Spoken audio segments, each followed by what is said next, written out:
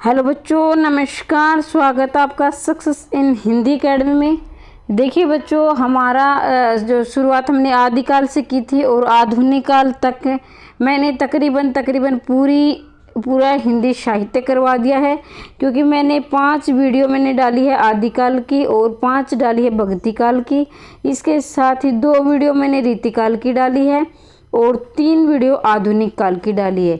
और जिस भी बच्चे ने वो बाकी की वीडियो नहीं देखे वो भी जाकर देख लेना। इसके बाद अगर आप चैनल पर नए आए हैं तो चैनल को सब्सक्राइब कर लेना, वीडियो को लाइक कर देना, क्योंकि मैं अभी मॉडल टेस्ट पेपर करवाने जा रही हूँ।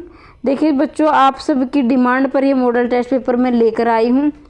ये इसलिए क्योंकि इसमें देखिए बच्चों, ध्यान दीजिए, इसमें हिंदी व्याकरण भी होगी आपकी और प्लस में साहित्य के क्वेश्चन भी होंगे और सारे प्रीवियस ईयर एग्जाम में पूछे गए बड़े ही महत्वपूर्ण प्रश्न रहने वाले हैं। यानी जितने भी प्रश्न हैं गत वर्षों में पूछे गए प्रश्न हैं और आगे भी पूछे जाते रहेंगे, क्योंकि ये परीक्षा की दृष्टि से बेहद ही महत्वपूर्ण प्रश्न है। और ये मत पूछना कि मैम ये टीजीटी में आएंगे या पीजीटी में आएंगे, नेट में आएंगे। तो देखिए बच्चों, जो भी बच्चा हिंदी विषय से जो अध्यापक या अध्यापिका बनना चाहता है तो सभी के लिए वीडियो बड़ी महत्वपूर्ण रहने वाली है। तो आप देखिए, असिस्टेंट प्रोफेसर तक ये आपके बहुत ही फायदेमंद वीडियो है। इसलिए अभी हम शुरुआत करते हैं। देखना, रामचरितमानस की भाषा क्या थी ये भी आप सभी जानते हैं, इसमें हम समय नहीं लेंगे। अवधि थी और इसके लेखक कौन थे? तुलसीदास थे। तुलसीदास इसके लेखक थे और भाषा थी अवधि। खड़ी बोली का दूसरा नाम क्या था? देखिए बच्चों, खड़ी बोली का दूसरा नाम क्या था? कोरवी था। खड़ी बोली का दूसरा नाम क्या था? कोरवी था। तो देखिए बच्चों, ध्यान दीजिए, जैसे बांगरू का अगर आपसे ये पूछ लिया जाए कि हरियाणवी का दूसरा नाम क्या था, तो हरियाणवी का दूसरा नाम क्या रहने वाला है? बांगरू रहने वाला है। और इसके साथ ही बच्चों, बघेली जो रहने वाली है, बघेली भी पूछा जाता है। कई बार ये पूछा जाता है कि बघेली किसकी लिपि है, तो बघेली है आपकी पूर्वी हिंदी की जो है भाषा है। किसकी है? पूर्वी हिंदी की भाषा है। तो आप इनको भी याद रखेंगे, पूर्वी हिंदी की भाषा। बहुत बार पूछा जाता है कि ये बघेली किसकी भाषा है, तो पूर्वी हिंदी की बोली है, भाषा नहीं बोली है बघेली। अभी हम आगे बढ़ते। अधिकतर भारतीय भाषाओं की किस लिपि से हुआ है? तो ब्राह्मी लिपि से। अधिकतर भारतीय भाषा का विकास किस लिपि से हुआ है? तो ब्राह्मी लिपि से हुआ है। देवनागरी किस प्रकार की लिपि है? तो देवनागरी पंजाबी की है, बांग्ला की, उर्दू, हिंदी। तो बच्चों इसका रहने वाला हिंदी।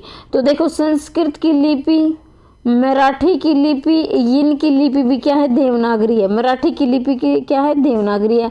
और हिंदी की लिपि भी क्या है? देवनागरी है। अब ये देखो बच्चों, 6 वर्ण किसके योग से बना है? 6 वर्ण किसके योग से बना है? आप इसको भी याद रखेंगे। तो 6 वर्ण बच्चों बना है आपके कै प्लस ये से। कै प्लस ये से आपका 6 वर्ण बना है। तो ध्यान दीजिए बच्चों, देखो कई बार है ना, ये देखना, कई बार ऐसे, अब तो ये पूछ लिया कै प्लस ये से बना है 6, ठीक है, ये तो याद दिया है। अगर ध्यान दीजिए बच्चों, अगर यहाँ पे हलंत नहीं है, अगर यहाँ पे हलंत नहीं है, देखो इसमें हलंत नहीं है, तो इससे ही काम चल जाएगा, यही उसका उत्तर है। अगर यहाँ पे हलंत दिया है तो आपको एक और ए लगाना पड़ेगा। क्यों लगाना पड़ेगा? क्योंकि अगर हम इसमें हलंत लगा देते हैं तो ये स्वर रहित वर्ण हो जाता है। यानी ये क्या होता है, इसमें स्वर को बाहर निकाल दिया गया, यानी इसमें ए मिला हुआ नहीं है, इसलिए ए को हम यहाँ रखेंगे, क्योंकि प्रत्येक व्यंजन में ए मिला होता है। तो ध्यान दीजिए, एक तो ऑप्शन ये आएगा, फिर दूसरा ऑप्शन ये आ सकता है, ये, ठीक है। तो ये भी बात आप याद रखोगे। हिंदी में कौन सा वर्ण दंत व्यंजन नहीं है? देखना बच्चों, दंत व्यंजन पूछा गया है तो दंत व्यंजन आपका रहेगा नहीं है। जैसे दंते की ट्रिक है तलस से, दंते की क्या ट्रिक है? तलस, यानी तय से शुरू होने वाले वर्ण और ल और श, ये क्या है? दंते की। लेकिन यहाँ देखना बच्चों, तय वर्ण जो है ये उसका नहीं है, तो तय वर्ण आपका तय वर्ण इसका दंते का नहीं है, तो ये मूर्धन्य वर्ण हो जाएगा। तय वर्ण बेटा हो जाएगा मूर्धन्य वर्ण। कै वर्ण की दृष्टि से क्या है, कै वर्ण की दृष्टि से क्या है भाई, ओष्ठ्य है, कंठ है, नासिक है, तालु, तो क्या है, कंठ है। देखना बच्चों, कंठ की ट्रिक होगी ए कै है कै, ए कै। तो देखो बच्चों, ए की है की मैं बात कर देती हूँ, तो ये अलजीवा, अगर ऑप्शन में पहला अलजीवा दिया गया है तो आप अलजीवा करोगे। ध्यान दीजिए बच्चों, अगर अलजीवा दिया है तो फर्स्ट आप अलजीवा को करेंगे, अगर अलजीवा नहीं दिया गया है तो आप कंठे करोगे। है वर्ण के बारे में बात कर रही हूँ, तो ठीक है। तो ये क्या है, एक है, इसमें कंठे में आ जाएगा। नासिका में आएंगे आपके पंचम वर्ण, और तालु में आएंगे आपके ईचीएस वाले ईचीएस, और ओष्ठी में आएंगे आपके पै वर्ग वाले। तो उम्मीद करती हूँ आपको समझ में आया होगा। तो देखो बच्चों, घोष वर्ण बताना है। देखो बच्चों, एक होता है ए घोष और एक होता है स घोष। तो पहला दूसरा वर्ण होता है ए घोष का, और तीसरा चौथा पांचवा वर्ण होता है स घोष का, ठीक है। लेकिन यहाँ क्या है, और एक बात और बच्चों, स घोष का दूसरा नाम पूछ लिया जाता है।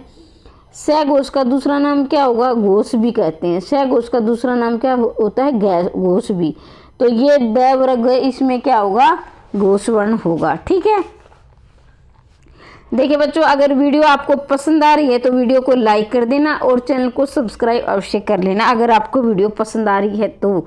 अगर आपको लग रहा है कि कुछ आपको समझ में आ रहा, कुछ नया आपको देखने को मिल रहा है, वर्तनी की दृष्टि से क्या शुद्ध कौन सा है, तो देखिए बच्चों, वर्तनी की आप चाहे पीजीटी के एग्जाम दे रहे हो, ये पीजीटी टीजीटी में तो 100% पूछा जाएगा शुद्ध। टीजीटी में तो पूछ, जो बच्चा टीजीटी का तो वो तो अपने ध्यान से करे, पीजीटी में पूछ लिया जाता है। लेकिन हाँ, अगर कोई असिस्टेंट प्रोफेसर की तैयारी कर रहा है तो वहाँ व्याकरण तो वहाँ भी पूछी जा सकती है, लेकिन वहाँ थोड़ी सी कम पूछी जाती है, वहाँ साहित्य पर ज़्यादा जोर दिया जाता है। तो शीर्षक ये आपका ठीक रहेगा। अब देखना बच्चों, मंत्रिमंडल की मैं बात कर लेती हूँ। तो मंत्रिमंडल आपका कौन सा रहेगा, मंत्रिमंडल में आपका दूसरा ऑप्शन ठीक रहेगा, क्योंकि अगर देखो हम अकेला मंत्री लिखते हैं ना तो ऐसे आएगा अकेला मंत्री, ठीक है, बड़े की मात्रा आएगी। अगर हम मंडल साथ में लगा देते हैं तो छोटे की मात्रा आएगी। अतिथि क्या होगा, अतिथि आपका ये अगर दोनों में जैसे तिथि लिखा जाता है ना, तो उसमें क्या, तिथि में आप ए और लगा देंगे आगे, ठीक है। अब आगे बढ़ते हैं। देखिए बच्चों, एक बच्चे ने का कमेंट आया था कि मैम मैं एक पॉइंट और ले लूँ। वैसे मैंने उसको आपकी जो इससे पहले की जो वीडियो डाली है मैंने, उसमें नीचे मैंने डिस्क्रिप्शन में टेलीग्राम का लिंक डाल दिया। अगर कोई बच्चा टेलीग्राम से जुड़ना चाहता है, इच्छुक हो, तो वो भी क्या है कि जो डाउट संबंधी मैं उसमें वीडियो वगैरह या फिर कोई ऐसे आपको डाउट संबंधी कोई डीपी वगैरह डालती रहती हूँ। तो मैंने एक फ़ोटो भी डाली, शेयर किया उतार के प्रूफ के साथ। एक बच्चे ने कहा था कि मैम रामचंद्रिका की भाषा को छंदों कहा जाए, घर किसने कहा है, तो उसने बच्चे ने कहा था कि मैम रामचंद्र शुक्ल ने कहा है। तो मैंने कहा नहीं भाई, इसका डॉक्टर रामस्वरूप चतुर्वेदी आएगा। तो उन्हें कहीं ना कहीं असमंजस की स्थिति थी। मैंने 2-3 बार मैसेज किया, लेकिन उसको बच्चे को शायद समझ में नहीं आया। तो आप इसी एक वीडियो और इसके पहले वाली, उसके डिस्क्रिप्शन में आप टेलीग्राम का लिंक मिल जाएगा, आप वहाँ से जुड़े। और मैंने उसमें वो डीपी शेयर कर रखी। मैं कम्युनिटी में भी लगा सकती थी, लेकिन कम्युनिटी में क्या हो रहा था कि उसमें थोड़ी सी दिक्कत आ रही थी, वो उसमें अटैच नहीं हो रहा था। पूर्ति किस शुद्ध में, तो पूर्ति ये शुद्ध आएगा पूर्ति में, ठीक है। और ये फिर रहेगा आपके निरस्ता है, तो ऑप्शन नंबर डी रहेगा सही आपका, निरस्ता ये आएगा। महा प्लस आत्मा, तो देखो बच्चों, इसमें क्या कौन सा बनेगा ऑप्शन आपका 14 का, तो ये महात्मा। क्योंकि देखो बच्चों, यहाँ आ है, यहाँ भी आ है, आ प्लस आ मिलकर क्या बनता है, आ। और ये कौन सी संधि है बच्चों, ये दीर्घ संधि है। कौन सी संधि है, दीर्घ संधि है। फिर है रमा प्लस ई, रमेश। तो आ और ई मिलकर क्या बना है, ए बना है। तो ये बनेगा आपका रमेश। तो इसमें रहेंगी गुण संधि। देखिए बच्चों, गुण संधि में ए ओ अर ये वर्ण आते हैं, ए ओ अर क्या आएंगे गुण संधि में। तो ये गुण संधि आपकी, इसमें क्या आ रहा है, ए आ रहा है, ए। उच्चारण का संधि विच्छेद क्या होगा, तो उच्चारण का संधि विच्छेद रहेगा बेटा उत प्लस चारण। ये क्या है आपकी व्यंजन संधि है, क्या है व्यंजन संधि है। उच्चारण में क्या है आपकी व्यंजन उत् प्लस चारण। रसोई घर में कौन सा समास है? तो बेटा रसोई घर में रहेगा तत्पुरुष समास, रसोई के लिए घर तत्पुरुष समास रहेगा आपका। नील गाय में कौन सा समास है? देखिए बच्चों नील गाय में कौन सा समास रहेगा? ऑप्शन नंबर इसमें सी आएगा कर्मधारय। नीली है जो गाय, नीली है जो गाय इसमें कर्मधारय रहेगा। द्विगु में क्या होता है? संख्यावाचक हो जाते हैं। अविभाव में होता है जिसमें पहला पद प्रधान होता है। और तत्पुरुष समास में आपकी कारक विभक्तियां 6 कारक विभक्तियां होती हैं तत्पुरुष समास में। पीताम्बर में पीताम्बर विष्णु से कौन सा समास कहेंगे? तो पीताम्बर में जिसको कौन सा विष्णु इसमें कौन सा समास कहेंगे? तो इसमें रहेगा बहुव्रीहि समास। पीत है अंबर जिसका अर्थात विष्णु, पीत है अंबर जिसका। देखो बच्चों इसमें क्या है कि आपको असमंजस की स्थिति हो सकती है पीताम्बर में, क्योंकि कुछ बच्चे इसको कर्मधारय भी समझ लेते हैं, कुछ उसको बहुव्रीहि भी समझ लेते हैं। लेकिन पीताम्बर में अगर खोल कर नहीं दिया गया है तो पहली प्रायोरिटी आप किसके बहुव्रीहि के लगाओगे? पहली बार प्रायोरिटी। अगर दूसरी बार उसको कर्मधारय, अगर बहुव्रीहि नहीं दिया है तो कर्मधारय भी हो सकता है। ये ऑप्शन के अकॉर्डिंग ध्यान देना। कहीं आप सोचो मैडम ने तो ये बताया था, लेकिन आपके ऑप्शन में क्या दिया है? ऑप्शन पर आधारित होगा ये प्रश्न। अगर कुछ भी नहीं दिया है, अकेला ये पीताम्बर दिया है तो इसमें ये लगाओगे। अगर खोल कर दिया गया है तो फिर आप कर्मधारय को भी कर सकते हैं। अगर कर्मधारय नहीं बहुव्रीहि ऑप्शन में नहीं है तो कर्मधारय भी कर सकते हो। समझने इसको आप खोल कर समझेंगे। अब देखो इसका जो पीत है अंबर जिसका मतलब अर्थात होगा विष्णु, यानी पीला है अंबर इसका। अंबर का मतलब होता है वस्त्र, पीले वस्त्र किसके हैं? विष्णु के। और ध्यान दीजिए बच्चों जितने भी जो उदाहरण है जो भगवान यानी देवी देवताओं के उदाहरण है देवी देवताओं के, तो वो सारे किस में जाएंगे बेटा? बहुव्रीहि समास में जाएंगे। जितने देवी देवताओं के उदाहरण जैसे गजानन है, एक दंत है, पीताम्बर है, ऐसे उदाहरण होते हैं ना, वो इसमें जाते हैं बहुव्रीहि में। तो उम्मीद करती हूँ आपको समझ में आया होगा। अगर बच्चों किसी भी टॉपिक से संबंधित आपको असमंजस की स्थिति है या कुछ समझ में नहीं आ रहा है तो आप मैं नीचे लिख लेना कमेंट बॉक्स में, मैं उसे आपका असमंजस दूर करने की पूरी कोशिश करूँगी। किसी भी टॉपिक पर आप वीडियो चाहते हैं तो, और वीडियो कैसी लग रही है ये भी आप ज़रूर कमेंट बॉक्स में लिखना। अब देखो बच्चों चारपाई पर चार बिछा दीजिए, चारपाई पर चादर बिछा दीजिए में कौन सा कारक है? देखो बच्चों में और पर, जहाँ पर में और पर आते हैं वहाँ होता है क्या है? अधिकरण कारक। तो बच्चों इसमें क्या होगा? अधिकरण, क्योंकि इसमें पर आया है। ठीक है, देखिए बच्चों मैंने आपके जो सिलेबस को ध्यान में रखते हुए मैं चाहती हूँ कि आपका व्याकरण और व्याकरण का भाग मैंने नहीं करवाया है। हाँ मैंने कुछ वीडियो डाल रखे जो अगर किसी बच्चे को ना ये सीधा समझ में नहीं आ रहा ना, जो पहली बार पढ़ रहा है, तो मैंने संज्ञा की, सर्वनाम की, विशेषण की और वाच्य की वीडियो 0 से लेकर 100 तक आपको पूरा टॉपिक पढ़ाया है। और ये आप ना पूरे चैनल को खोलकर नहीं देखते हो। आप कहते हो मैम ये वीडियो नहीं मिली, वो वीडियो नहीं, आप भी प्ले लिस्ट में जाया करो। और ऐसे ऊपर आप जैसे करोगे ना, ऐसे सरकाओगे, ऐसे ऊपर सरकाते हुए चलोगे ना प्ले लिस्ट में जाकर वीडियो को, तो जिस वीडियो की आपको ज़रूरत हो ना वो मिल जाएगी। मैंने संज्ञा, सर्वनाम, विशेषण की वीडियो डाल रखी है, लेकिन आप उसे देखते ही नहीं हो क्योंकि मैंने वहाँ पूरा टॉपिक समझाया है। ठीक है, वहाँ 0 से समझाया हुआ है। तो किसी बच्चों को लग रहा है ना ये प्रश्न ऐसे कैसे आएगा, ये ऐसे नहीं होना चाहिए, तो वो उस टॉपिक को आप पहले ध्यान से पढ़ना और फिर देखना ये आपको ठीक लग रहे हैं फिर गलत लग रहे हैं। और बच्चों अब मैंने सोचा है कि मैं अपने व्याकरण का मैंने कम पार्ट करवाया, तो कुछ व्याकरण की वैसे मैंने डाल रखे हैं। अब वो टॉपिक वो आपने देखे नहीं, वो देख लेना जिसको समझ में नहीं आया हो तो। और इसके साथ ही मैंने व्याकरण की प्रैक्टिस नहीं करवाती थी, टॉपिक तो मैंने करवा दी थी लेकिन प्रैक्टिस नहीं करवाई थी। तो अब मैं सोच रही हूँ कि आपके लिए व्याकरण की प्रैक्टिस लेकर आऊँ। तो ठीक है, अब मैं हर रोज़ आपको एक मॉडल टेस्ट पेपर करवाऊंगी और वीडियो मैराथन में रहने वाली बड़ी कहीं आप बोर हो जाओ लेकिन तैयारी करनी है तो आपको शुरू से लेकर अंतिम तक वीडियो देखनी है। और व्याकरण और साहित्य प्लस दोनों ही साथ लेके चलूँगी। एक जो रजनी नाम की जो थी मैडम उन्होंने कहा था कि मैडम हमें व्याकरण और साहित्य दोनों करवा दी, व्याकरण की भी कम से कम 20 क्वेश्चन प्रैक्टिस, तो मैं 20 से भी ज़्यादा करवाऊंगी कहीं, बस मैं चाहती हूँ कि आपका कहीं ना कहीं सिलेक्शन हो जाए, आपके अनुसार ही मैं चलना चाहती हूँ। वह घर से बाहर गया, तो इसमें क्या है, अपादान कारक। देखो बच्चों, कहीं एक चीज़ दूसरी जगह पर जा रही है, यहाँ से यहाँ जा रही है, यानी यहाँ से यहाँ जा रही है, देखिए एक जगह से दूसरी जगह बदल रही है, तो वह अलगाव की स्थिति होती है, वह अपादान कारक होता है। क्या अलगाव की स्थिति, तो अपादान, तो वह घर से भी अलग हो रहा है, तो इसलिए अपादान कारक होगा। अग्नि का पर्यायवाची है हुतासन। अग्नि का पर्यायवाचन क्या है, हुतासन। अच्छी, आल्य, सोम। सोम रहेगा आपका अमृत का पर्यायवाची, क्या रहेगा, अमृत का पर्यायवाची रहेगा सोम का। कमल का पर्यायवाची शब्द है, तो कमल का देखिए बच्चों, कमल का रहेगा जलज। जलद क्या है, देने वाला। दे लग जाता है किसी भी शब्द के पीछे, अगर दे लग जाता है वो तो देने वाला होता है। तो ये किसका पर्यायवाची है, बादल का पर्यायवाची। जलद किसका है, बादल का है। इंद्र का पर्यायवाची शब्द देखियो बच्चों, इंद्र का पर्यायवाची रहेगा आपका बाजीगर है, राजराज है, विधवा, मधुआ, माफ कीजिए मधुआ है, विनायक है। तो देखिए बच्चों, इसका रहेगा ऑप्शन नंबर सी। इंद्र का पर्यायवाची क्या है, मधुआ है। मधुआ।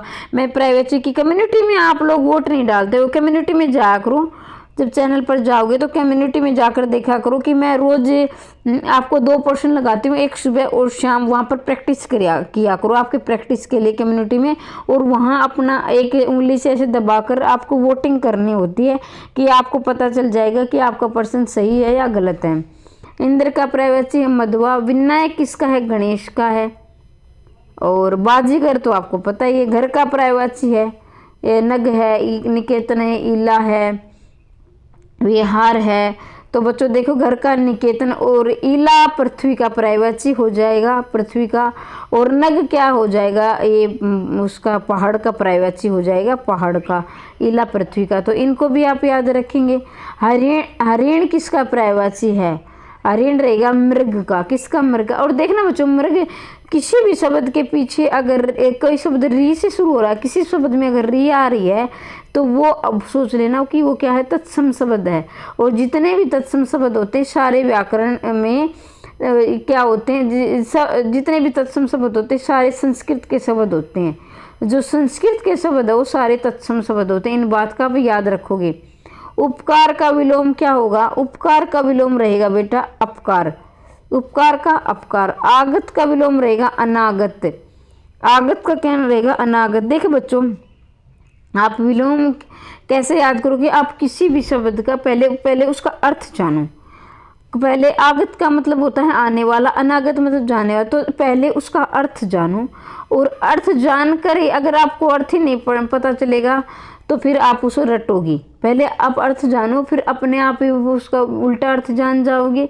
मतलब अर्थ का, अगर अर्थ का ही नहीं पता है तो है, फिर आप जल्दी भूलोगे, फिर आप उसे रटोगे। सापेक्ष का विलोम क्या होता है, देखिए बच्चों, सापेक्ष का होता है निरपेक्ष। सापेक्ष, निरपेक्ष, सापेक्ष, निरपेक्ष। समरण का विलोम क्या होता है, समरण का विलोम होता है बेटा विस्मरण। समरण का मतलब होता है याद करना, और विस्मरण का मतलब होता है भूलना। समरण का याद करना और विस्मरण का होता है भूलना। अथ का विलोम क्या होता है, इति। अथ का होता है इति। जिसमें संदेह न हो उसे कहते हैं असंदिग्ध। जिसमें संदेह न हो उसे कहते हैं असंदिग्ध। जिस पर मुकदमा चल रहा हो उसे कहते हैं अभियुक्त। जिस पर मुकदमा चल रहा हो उसे क्या कहते हैं, अभियुक्त। जो आंखों के सामने हो उसे क्या करते हैं, जो आंखों के सामने हो उसे प्रत्यक्ष कहते हैं। जो आंखों के सामने क्या होता है उसे प्रत्यक्ष बोलते हैं, और जो आंखों के सामने न हो तो अप्रत्यक्ष। ठीक है, ध्यान दीजिए बच्चों, अगर किसी भी शब्द के आगे अगर अ उपसर्ग लग जाता है तो वो नेगेटिव यानी नकारात्मक वाक्य वो शब्द हो जाता है। क्या होता है, नकारात्मक शब्द हो जाता है। और जंगल में लगने वाली आग क्या होती है, जंगल में लगने वाली आग होती है बच्चों दावानल। और जो पेट में लगने वाली आग होती है जठरागन। देखो बच्चों, जठर जो है पेट को कहते हैं, जठर कहते हैं पेट को, तो पेट में लगने वाली आग जठरानल। जंगल में लगने वाली आग दावानल, और जो है समुद्र में लगने वाली आग बड़वानल। तो इनको भी आप याद रखेंगे। जो कानून के विरोध हो उसे क्या कहते हैं? अवैध। और जो नियमित न हो उसे कहते हैं अनियमित। जो संभव न हो उसे बोलते हैं असंभव। और जो कानून के विरुद्ध हो उसे अवैध बोलते हैं ना। कोई भी काम अगर चोरी छिपे से हो रहा होता है तो उसे हम अवैध बोलते हैं, बेअवैध। जैसे कोई कहीं, छोटा सा एग्जाम्पल समझिए, जैसे कोई कहीं से मिट्टी उठा रहा है तो ये कार्य अवैध है। देखा होगा ना कि जैसे हमारे गांव में होते थे कि मिट्टी उठा कर मिट्टी को भी बेचते थे लोग।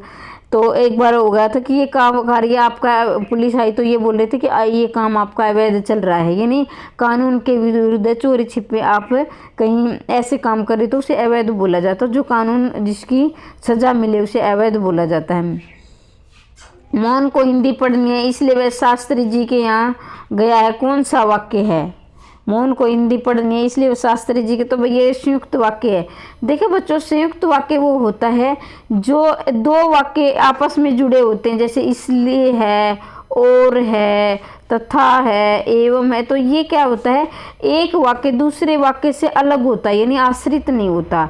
लेकिन जो मिश्र वाक्य होता है वो जुड़ा तो होता है, लेकिन वो क्या है? एक उपवाक्य दूसरे उपवाक्य पर आश्रित होता है, यानी वाक्य के दो अलग अलग भाग होते हैं और एक दूसरे पर आश्रित होते हैं। सरल वाक्य बच्चों वो होता है जिसमें क्या होता है? एक उद्देश्य होता है और एक विधेय होता है।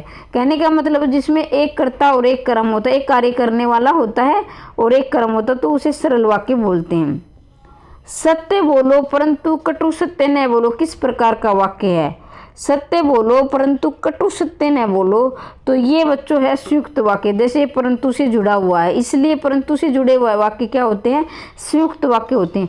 देखिए बच्चों, मैं सोच रही हूँ आपका डेली एक मॉडल टेस्ट पेपर करवाऊंगी जिसमें साहित्य भी होगा और कुछ प्रश्न व्याकरण के भी होंगे, साहित्य के भी होंगे। लेकिन क्या है कि कुछ बच्चे वीडियो तो देख लेते हैं, चैनल को सब्सक्राइब नहीं करते। देखिए बच्चों, मेरा मतलब है अगर आपको वीडियो पसंद आ रही है तो सब्सक्राइब कर लेना, नहीं आ रही है तो बेशक आपकी मर्जी है। लेकिन क्या होता है कि आपको को फ़ायदा मिलेगा अगर आप चैनल को सब्सक्राइब करोगे, तो आपको बहुत अच्छा जो है पैटर्न मिलेगा और आपकी डेली की प्रैक्टिस होगी। चैनल को सब्सक्राइब करोगे, आपकी डेली की प्रैक्टिस होती है, क्योंकि मैं अपने चैनल पर कोई चार्ज नहीं, बिल्कुल फ्री बच्चों की तैयारी करवा रही हूँ। और अच्छे से अच्छा जैसे मतलब मेरे से हो सकता है कि अच्छे से अच्छा कंटेंट आपके लिए लेकर आती हूँ। अगर आप चैनल को सब्सक्राइब नहीं करोगे तो उचित समय पर आपको वीडियो नहीं मिलेगी। तो चैनल को सब्सक्राइब कर लेना जिसने नहीं किया है। और ये देखना, अभी व्याकरण का और साहित्य का दोनों हम साथ लेकर चलेंगे। और जिस तरह ये मेरे नंबर है ना, इसी तरह आप अपने कॉपी पेन पर नंबर डाल लिया करो और फिर ऐसे लगाना। मॉडल टेस्ट पेपर में क्या होगा, आपको पता चल जाएगा आपके कितने नंबर आएंगे।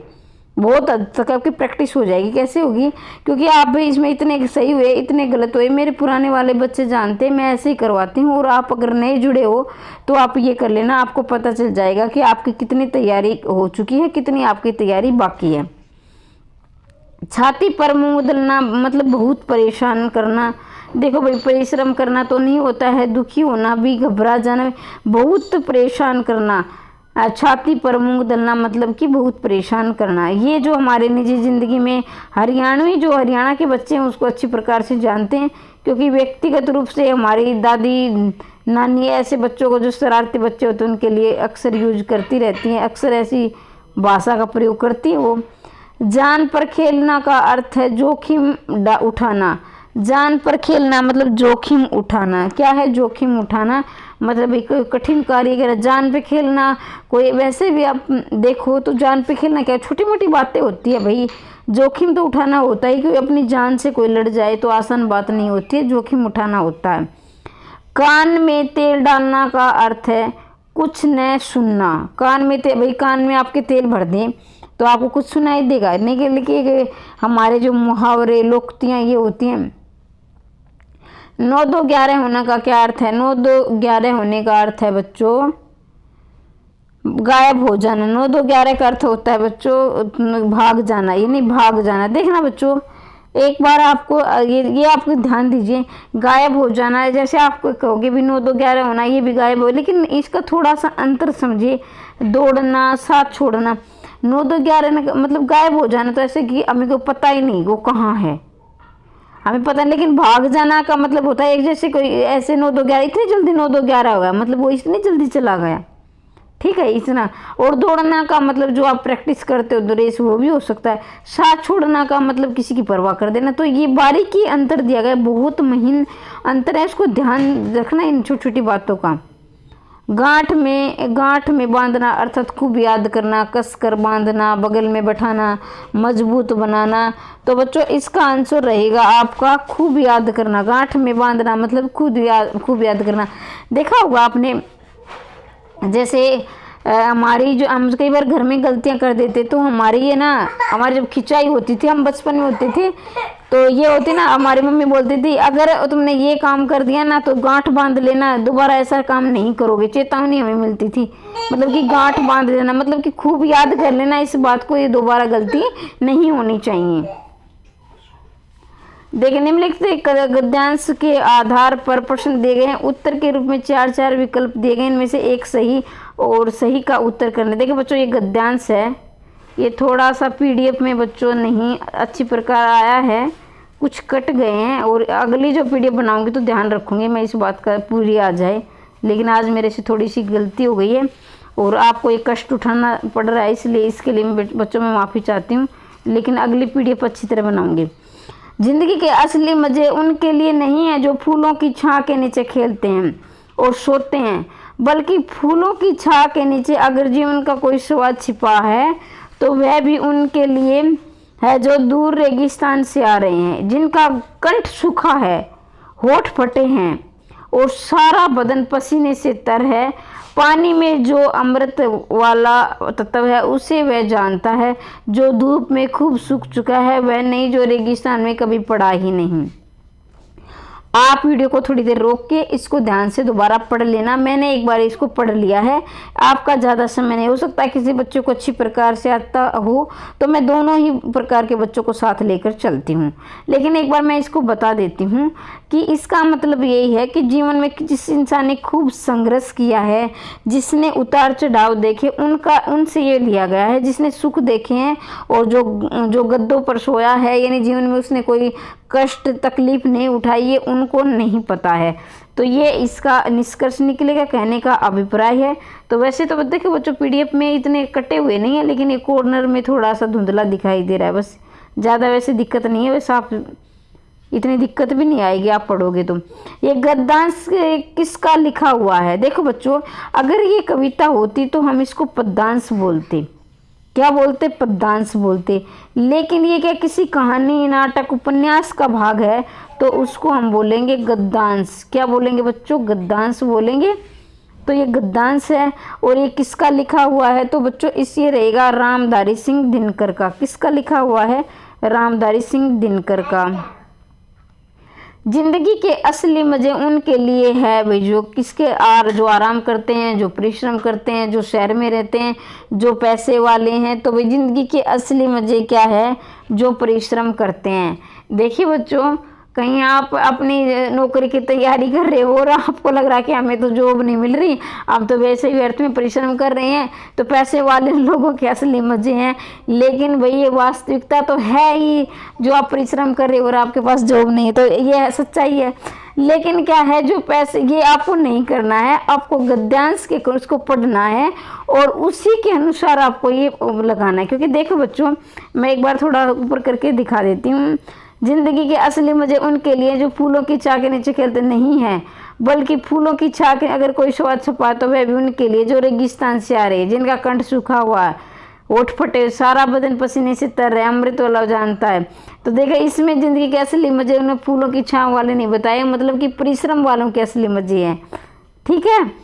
कोई बच्चा हो सकता है कोई बच्चा पहली बार भी एग्जाम दे रहा हो, जिसने अभी भी टीजीटी बीएड किया हो, तो मैं बता देती हूँ पहले गद्यांश को पढ़ना, उसी के अनुसार ऑप्शन ये उत्तर लगाना। उपयुक्त गद्यांश में किस बात के महत्व को बताया गया है? भाई किस बात के महत्व को बताया गया है? श्रम के महत्व को। श्रम का मतलब या परिश्रम हो या श्रम हो या मेहनत हो, ये सभी एक ही पर्यायवाची होते हैं, मेहनत, परिश्रम, श्रम। जो धूप में खूब सूख चुका है, कहने का प्राय कड़ा परिश्रम करना, धूप सेकना, बीमार होना, रेगिस्तान में रहना। तो बच्चों रहेगा धूप सेकने का, धूप में खूब सूख चुका मतलब कि कड़ा परिश्रम किया है।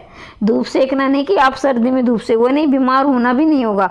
जो धूप में खूब सूख चुका मतलब कड़ा परिश्रम यानी कड़ी मेहनत की है जिसने। अमृत वाला तत्व का तात्पर्य जीवन का सार। क्या बेटा, जीवन का रहस्य नहीं, समुद्र से निकला हुआ अमृत या अमृत, ये नहीं रहेगा। ऑप्शन नंबर ए सही रहेगा। आगे, मैया मैं तो चंद्र खिलौना ले हूँ, इसमें कौन सा अलंकार है? तो बच्चों इसमें रहेगा, देखो बच्चों, मानो मनु जानो, मानो मनु जानो जनू, ये रहेंगे तो उत्प्रेक्षा अलंकार में रहेंगे, मानो मनु जानो जनू। और अनुप्रास में किसी वर्ण की जो है बार बार आवृत्ति होगी। और रूपक में क्या है, उपमेय को ही उपमान को ही उपमेय मान लिया जाए, वो रूपक अलंकार। मैया मैं तो चंद्र खिलौना ले में रूपक अलंकार है। क्या बच्चा, रूपक अलंकार है। कंकिन किंकिन रूपड़ धुनी सुनी में कहत खेलन सन राम हृदय गुनी में कौन सा अलंकार है? तो बच्चों देखो इसमें क्या है, इसमें रहे हा कह की वर्ण की आवृत्ति है, तो ये अनुप्रास अलंकार है। देखो बच्चों कई ऑप्शन क्या होंगे, उसमें क्या है कि उत्तर आपको लगे हुए मिलेंगे। हो बहुत सारे ऑप्शन ऐसे हैं, क्योंकि जब मैं तैयारी करती थी ना, ये मॉडल टेस्ट पेपर मैंने लगाए थे, ठीक है। तो कहीं आप सोचो कि मैडम को आता नहीं इसलिए लगा रखे, ऐसा नहीं है बच्चों। ये क्या है कि मैंने पहले लगा दिए थे, तो इस अभी उनकी तरफ आपको ध्यान नहीं देना है, आपको अपना खुद का आंसर लगाना है। क्योंकि आपको देखिए निष्पक्ष थे, मतलब कि निष्पक्ष से आपको अपने आप से सवाल जवाब करना है, अपने आप को उत्तर देना है कि मैं कहाँ, आपको किसी को दिखाना थोड़ी ना है। तो ईमानदारी से अपना आपका मूल्यांकन करिए और ईमानदारी से आप ये जांचेंगे कि हमारी कितनी तैयारी हो चुकी है, क्या हमारे नंबर में कितने नंबर आएंगे। तो अपने आप को जांचना है और निष्पक्ष, क्या हमें किसी को दिखाने थोड़ी ना है। तो इसलिए इन उत्तर कई ऐसे होंगे प्रश्न जहाँ पर आपको उत्तर लगे हुए मिलेंगे, तो आप उनको तरफ ध्यान नहीं देके अपना उत्तर लगा के देखेंगे, ठीक है। ये पंक्तियां हैं, प्रभु चित्ती पुनि चितऊ मही राजत लोचन लोल खेलत मन से जमीन जुग जनु विद मंडल डोल। तो ये पंक्तियां किसकी है? तो बच्चों ये पंक्तियां रहने वाली है ऑप्शन नंबर डी यानी तुलसीदास की हैं। एक बार फिर से आप इनको देख लें, उपयुक्त किस छंद में लिखी हुई है, उपयुक्त पंक्तियां किस छंद में लिखी हुई है। तो बच्चों देखिए किस में लिखी गई है, दोहा में, उसी के बारे में जिक्र है, ये जो लिखी हुई उसी में दोहा में लिखी गई है। लोचन लोल से तात्पर्य, लोचन लोल से क्या तात्पर्य है? लाल नेत्र, बंद नेत्र, चंचल नेत्र, गोल नेत्र। तो लोचन लोल से तात्पर्य होगा बच्चों चंचल नेत्र, चंचल नेत्र। लोचन लोल से क्या होगा, लोचन का मतलब क्या होता है, पर्यायवाची, इसमें नेत्र होता है, लोचन का पर्यायवाची रहेगा नेत्र यानी आंख। नेत्रों के सौंदर्य का वर्णन किस अलंकार में वर्णन किया गया? नेत्रों के सौंदर्य में किस प्रकार का वर्णन किया गया है? रूपक, उत्प्रेक्षा, यमक। तो ये देखना बच्चों इसका रहेगा उत्प्रेक्षा। नेत्रों के सौंदर्य का वर्णन किस अलंकार में वर्णन हुआ है? उत्प्रेक्षा अलंकार में हुआ है नेत्रों का। उपयुक्त पंक्तियां किस भाषा में लिखी गई है? तो खड़ी बोली में, मगधी में, अवधी में, ब्रज भाषा। तो ये पंक्तियां किस में लिखी गई है बच्चों? ये लिखी गई है ऑप्शन नंबर सी अवधी में लिखी गई है। किस भाषा में? अवधी में। पद्मावत के लेखक कौन है? तो पद्मावत के लेखक रहेगा बच्चों जायसी। बहुत बार IMP लगा लेना, इसको बेहद महत्वपूर्ण प्रश्न है, बार बार परीक्षा में आया हुआ है बच्चों। वैसे सारे ही प्रश्न आए हुए हैं, जो भी करवाऊंगी देखना आपको। अगर आप सारी वीडियो आपने देखी और ये मॉडल टेस्ट है तो आपको ये लगेगा प्रश्न पत्र कहीं ना कहीं हमें नहीं बनाया हुआ है। क्योंकि ये नहीं कह रही कि मतलब कि ये आपके 50 के 50 देखने को मिलेंगे, लेकिन आपका कुछ आपकी पहले की तैयारी होगी, कुछ यहाँ हो जाएगी। और अगर ईमानदारी से आप मेहनत कर रहे हो ना तो आपका पेपर आराम से निकल जाएगा। तो पद्मावत की भाषा भी पूछ ली जाती है। तो पद्मावत की भाषा बेटा अवधी भाषा है। पद्मावत की भाषा क्या है? अवधी है।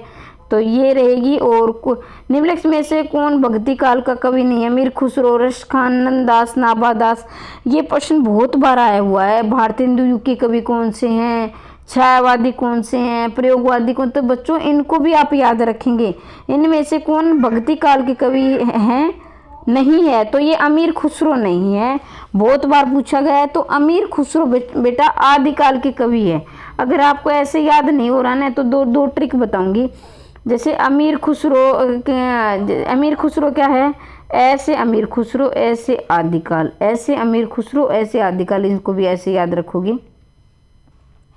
बिहारी ने क्या लिखे हैं भाई, बिहारी ने क्या लिखे हैं, तो बिहारी ने जो लिखे हैं दोहे लिखे हैं। देखिए बच्चों ध्यान दीजिए, कई बार बच्चे इसमें बड़े सस्पेंस होते हैं कि इनके जो बिहारी सच्चे में कितने दोहे थे। कहीं आपको 713 दिखे होंगे, कहीं आपको 719 दिखे होंगे, ठीक है। तो कहीं आप अब सोच रहे हो मैडम इसको याद करें या इसको याद करें, तो पहली बात मैं बता दूं दोनों में से एक ही ऑप्शन मिलेगा, क्योंकि उनको पता है कि ये वो खुद ही कहीं कुछ लिख देते कहीं कुछ, उनको पता होता है। तो देखना दोनों ही हैं, 713 भी ठीक है, 719, क्योंकि दोनों ही लिखे हुए मिलते हैं, हमारी क्या गलती है, उनको ही नहीं पता अच्छी तरह से। तो दोनों ही आपको याद रखने हैं। अगर 713 ऑप्शन में मिले तो इसको कर देना, 719 मिले तो ये। लेकिन बच्चों ये दोनों इकट्ठे नहीं आएंगे, इतना जरूर है कि दोनों आपको एक साथ नहीं मिलेंगे। ये या तो आपको 713 मिलेंगे या 719 मिलेंगे, लेकिन आप दोनों को याद रखोगे, जो भी मिलेगा उसको कर देना। निम्नलिखित में कौन साहित्य अकादमी पुरस्कार, निम्नलिखित में से किसको साहित्य अकादमी पुरस्कार मिला है? भारतेंदु, हरिश्चंद्र, सूर्यकांत त्रिपाठी, निराला, नामवर सिंह, प्रेमचंद। तो बच्चों ध्यान दीजिए, ये रहेगा आपका नामवर सिंह को क्या मिला है, साहित्य अकादमी पुरस्कार मिला है। किसको? नामवर सिंह को साहित्य अकादमी मिला है। तो देखो निम्नलिखित में से कौन सा प्रबंध काव्य है? तो प्रबंध काव्य कौन सा है बच्चों? प्रबंध काव्य आपका रहेगा रामचरितमानस। क्या है? प्रबंध काव्य है। रामचरितमानस क्या है बच्चों? प्रबंध काव्य। देखो बच्चों प्रबंध काव्य के भी दो भाग हैं, एक होता है खंड काव्य, एक होता है महाकाव्य। महाकाव्य होता है जिसमें एक घटना दूसरी घटना से जुड़ी हुई ऐसे होती है, मतलब कि जैसे किसी नायक नायिका का जन्म से लेकर मृत्यु तक वर्णन हो। और खंड काव्य क्या होता है बच्चों?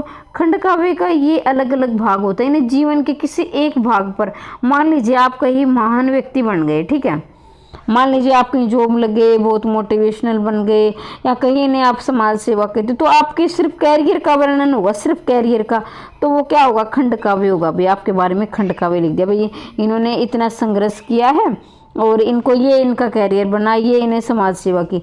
अगर आपके बारे में ये लिख जाए भाई वहाँ इनका जन्म हुआ, वहाँ इनका बचपन बीता, यहाँ से उन्होंने पढ़ाई की, यहाँ उनकी शादी हुई और ये कार्य करे, तो ये हो गया पूरा महाकाव्य।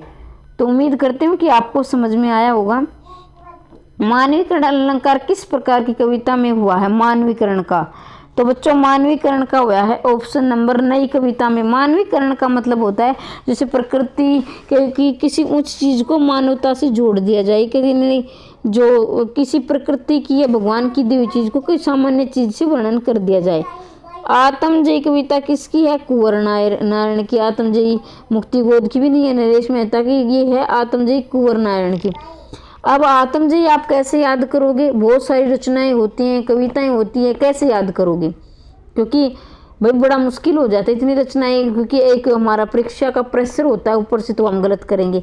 देखना आज के बाद आप इसे कभी गलत नहीं करोगे, हमेशा आप इसको याद रखोगे और आपको मेरी बताई हुई ट्रिक याद आएगी। एग्जाम में अगर आ गया तो कहीं ना कहीं तो आपको जरूर देखने को मिलेगा, यहाँ आए तो वहाँ भी आ सकता है। तो ध्यान दीजिए बच्चों, अब मैं बताने जा रही हूँ ट्रिक कैसे याद करनी है।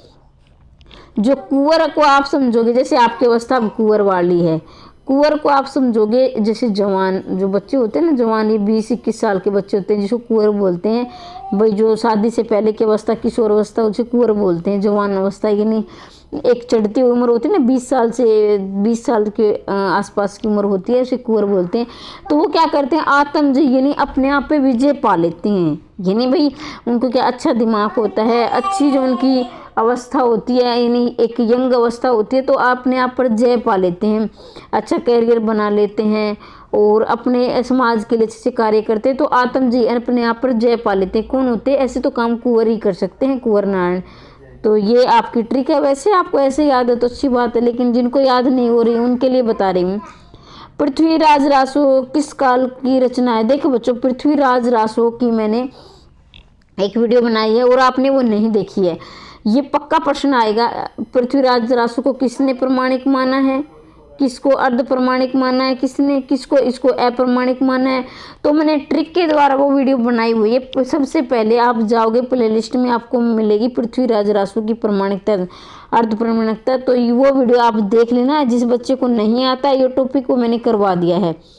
तो ये इसका उत्तर रहेगा भी पृथ्वीराज रासो किस काल की थी, आदिकाल की। और ये किसने लिखी थी, चंद्रबरदाई ने लिखी थी। किसने लिखी थी, चंद्रबरदाई ने लिखी थी।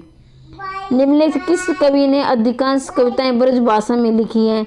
तो बच्चों अधिकांश सूरदास ने किस में लिखी है, ब्रज भाषा में लिखी है। जयशंकर प्रसाद ने खड़ी बोली ब्रज भाषा में लिखी तो इन्होंने भी है, लेकिन इनका इनकी खड़ी बोली की रचनाएं ज़्यादा है, लेकिन जो सिर्फ ब्रज भाषा में किसने लिखी है, सूरदास ने लिखी है। कामयानी किसकी रचना है। तो बच्चों कामयानी रचना होगी जयशंकर प्रसाद की, और इसका समय पूछ लिया जाता है 1935 इसका समय है। इसके सरग भी पूछ लिए जाते हैं। तो इस कामयानी में 15 सरग है।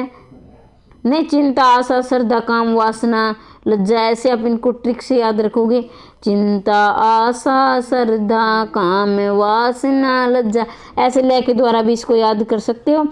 कई बार ये पूछा जाता है, वैसे सीरियल वाइज भी एमए में माफ़ कीजिए नेट में आ जाता है।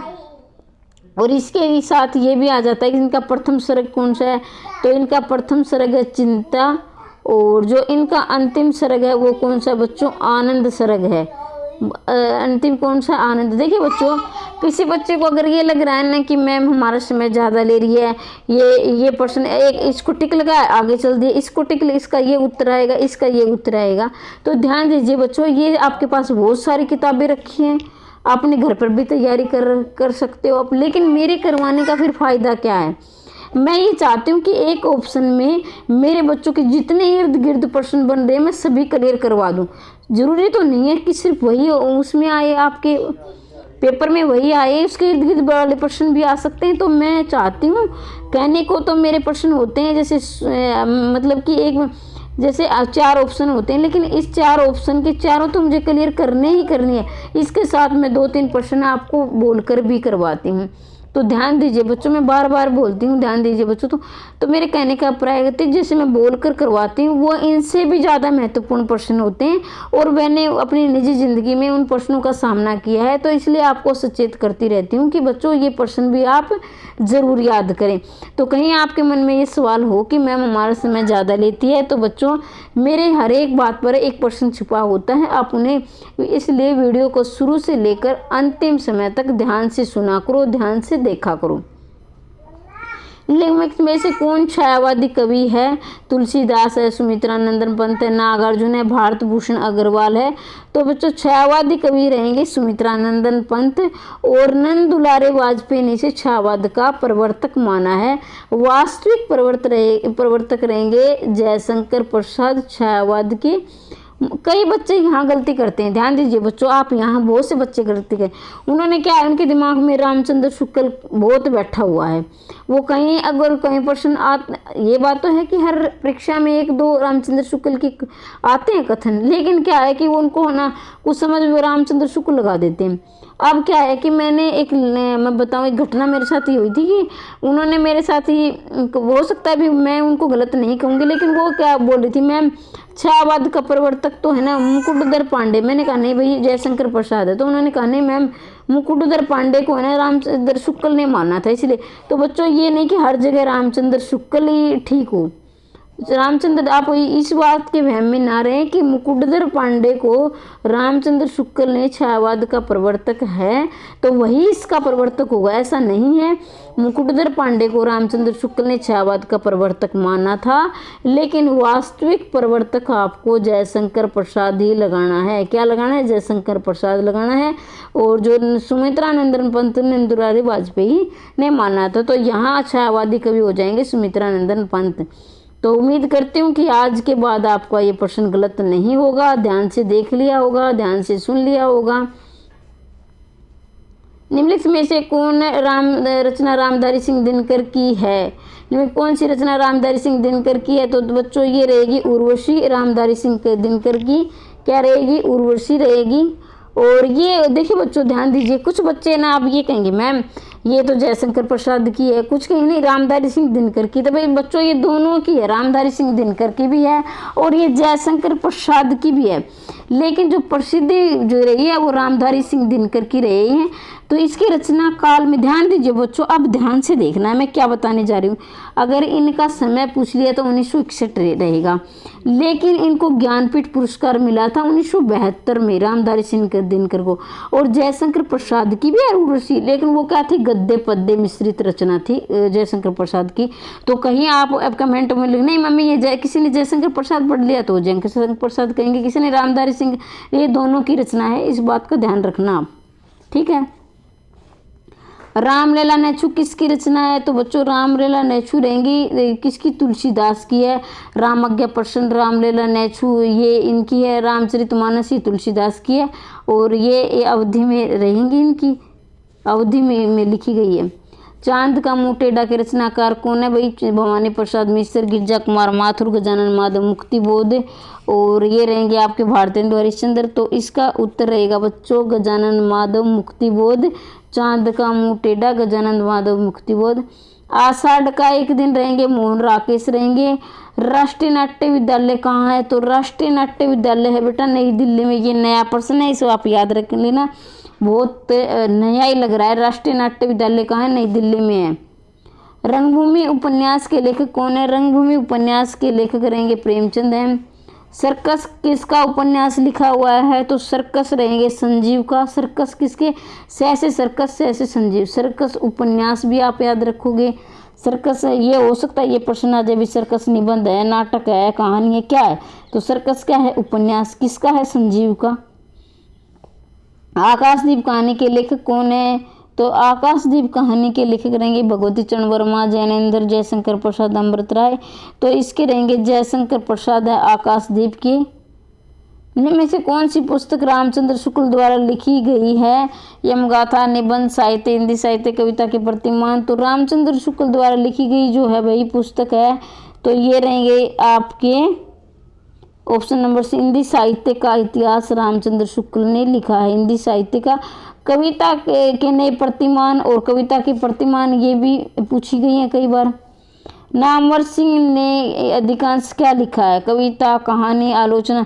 देखिए प्रश्न ये बच्चों, ये प्रश्न मैंने कम से कम आपको 3-4 बार करवा दिया है, तो कम से कम आप देख सकते हो कितने परीक्षा में पूछा गया है। तो ये बड़ा ही महत्वपूर्ण प्रश्न है, इसको ध्यान रखना। नामवर सिंह ने आलोचना लिखी 3 बार, तो ये मैंने करवा दिया क्योंकि ये बार बार आता ही है, ये बार बार, तो इसको याद रख लें। नामवर सिंह क्या है? आलोचना लिखी है नामवर सिंह ने। देखिए बच्चों अगर आपको वीडियो पसंद आ रही है ना तो वीडियो को लाइक जरूर कर दिया करो। आप लोग लाइक नहीं करते और मैं बड़ी मेहनत करके आपके लिए अच्छे प्रश्न लेकर आती हूँ सिलेक्टेड, ताकि मेरे बच्चों का ज़्यादा से ज़्यादा और कम समय में ज़्यादा फायदा हो सके। और एग्जाम आपका काफ़ी नज़दीक आ गया है और चैनल को सब्सक्राइब जरूर कर लेना जो बच्चा नया आया है। इसके साथ ही अपने अपने समय राम, अपने अपने राम उपन्यास किसका लिखा हुआ है? अपने अपने राम। तो भाई अपने अपने राम लिखा हुआ है भगवान सिंह का। अपने अपने राम किसका है? भगवान सिंह का है। चीफ की दावत कहानी के लेखक कौन है? तो चीफ की दावत कहानी के लेखक रहेंगे आपके भीष्म साहनी। चीफ की दावत पहले तो क्या है? कहानी है। किस इसके लेखक कौन है? भीष्म साहनी है। संसद से सड़क तक काव्य संकलन किसका है? संसद से रघुवीर शाह, अज्ञे, सुदामा पांडे धूमिल, श्रीकांत वर्मा। तो संसद से सड़क तक रहेंगे सुदामा पांडे धूमिल। संसद से सड़क तक रहेंगे सुदामा पांडे क्या है? धूमिल। प्रभु जी तुम चंदनम पानी, जाकी अंग बासी समानी के जो रचनाकार कौन रहेंगे? ये पंक्तियाँ किसकी है? तो ये रहेंगे रैदास की। ये पंक्तियाँ भी बच्चों बार बार परीक्षा में पूछी गई, इसको भी आप याद रखेंगे। ये बड़ी ही महत्वपूर्ण पंक्तियाँ हैं और बच्चों मैं चाहती हूँ कि 2023 में आपका कहीं ना कहीं सिलेक्शन हो जाए और आपकी गवर्नमेंट जॉब लग जाए। आगे पढ़ते रहिए, आगे बढ़ते रहिए, हमेशा हंसते रहिए, खिलखिलाते रहिए, मुस्कुराते रहिए और वीडियो को ज़्यादा से ज़्यादा शेयर कर देना। अगर आपको वीडियो अच्छी लगे तो अब की सब्सक्राइब कर लेना, लेकिन आप लाइक बहुत करते हो, फिर कहते हो लाइक किया करो भाई ज़्यादा से ज़्यादा, ताकि मैं आपके लिए मुझे एक नई प्रेरणा, एक नया उत्साह मेरे अंदर आ जाता है कि मुझे इतने बच्चे पसंद कर रहे हैं और आप इतने अच्छे कमेंट करते हैं, मुझे बहुत अच्छा लगता है। लेकिन उतने आपको ध्यान पढ़ाई पर भी देना है। तो बच्चों वीडियो देखने के लिए धन्यवाद।